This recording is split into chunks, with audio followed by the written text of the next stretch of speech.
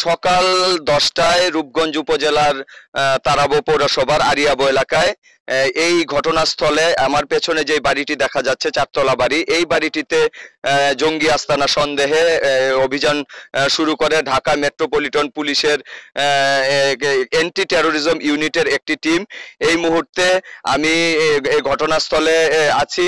Anti counter terrorism ইউনিটের যিনি প্রধান অভিযানের নেতৃত্ব দিচ্ছেন পুলিশ সুপার আমাদেরকে জানিয়েছেন সারোয়ার হোসেন যে গত 8 জুন তারা নেত্রকোনা থেকে জঙ্গি সন্দেহে একজনকে গ্রেফতার করেছিল এবং গতকাল কক্সবাজার জেলা থেকেও এক নারীকে গ্রেফতার করা হয় এবং তাদের দেওয়া তথ্য মতে তারা জানতে পারেন যে নারায়ণগঞ্জের রূপগঞ্জের এই বাড়িটি সৌদি প্রবাসী এক ব্যক্তির চারতলা বাড়ি। এই বাড়ির 3য় তলায় জঙ্গি আস্তানা রয়েছে এমন তথ্যের ভিত্তিতে আজ সকাল থেকেই তারা এখানে বাড়িটিতে ঘিরে রাখেন এবং কিছুক্ষণ পর তারা বাড়িটিতে তল্লাশি শুরু করেন।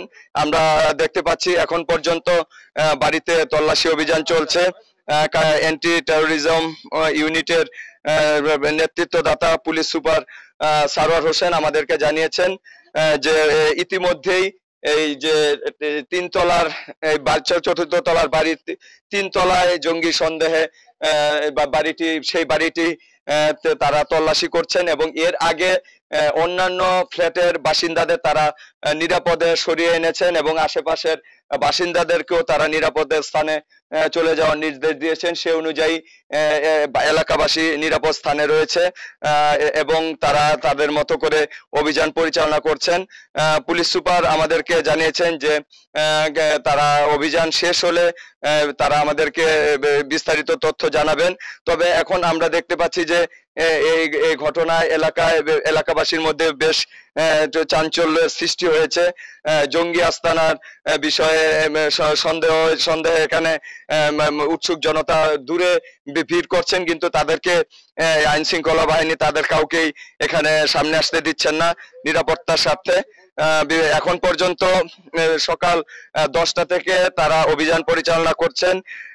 আমরা দেখতে প্রায় 4 ঘন্টা ব্যাপী অভিযানে তারা এই বাড়ির ভিতরে প্রবেশ করেছেন।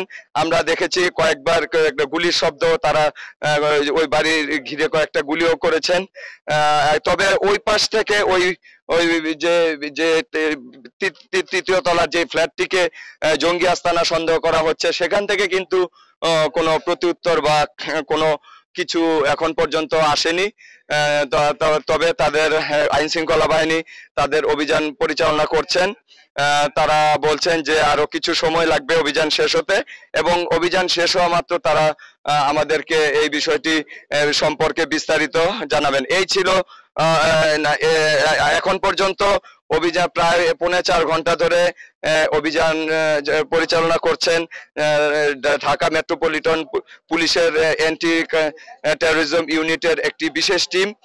তারা বলছেন যে এই বাড়িতে এখন পর্যন্ত তারা ভিতরে তল্লাশি চালিয়ে যাচ্ছেন, যে অভিযান শেষ হলে তারা আমাদেরকে বিস্তারিত তথ্য জানিয়ে একটি ব্রিফ করবেন।